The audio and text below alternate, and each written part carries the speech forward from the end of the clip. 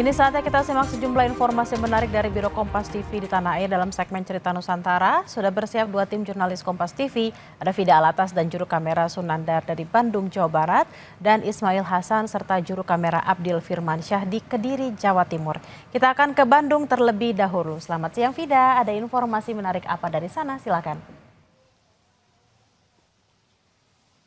Ya, selamat siang Bella dan juga saudara. Kita awali Cerita Nusantara dari Bandung dengan informasi dari warga di Tagok Apu, Padalarang, Kabupaten Bandung Barat menyambut baik rencana pemerintah Provinsi Jawa Barat untuk mereaktivasi jalur kereta api Cipatat Padalarang.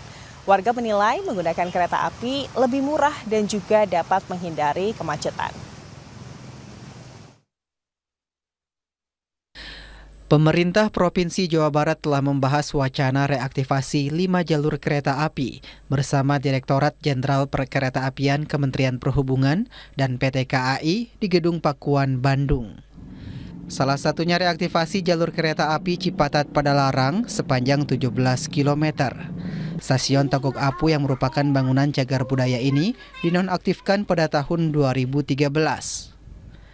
Dede, warga di Tagok Apu Padalarang, Kabupaten Bandung Barat, menyambut baik rencana reaktivasi jalur kereta api Cipatat Padalarang. Kang, ini terakhir beroperasi itu di tahun berapa? Beroperasi itu kira-kira 10 tahunan, 12 tahun, 10 tahunan, udah lama. Udah lama. Ya. Akang sebagai warga di sini sudah berapa lama tinggal? Di sini saya asli orang sini. Oh, asal dari sini. Berarti dulu memanfaatkan kereta ini kan? Iya.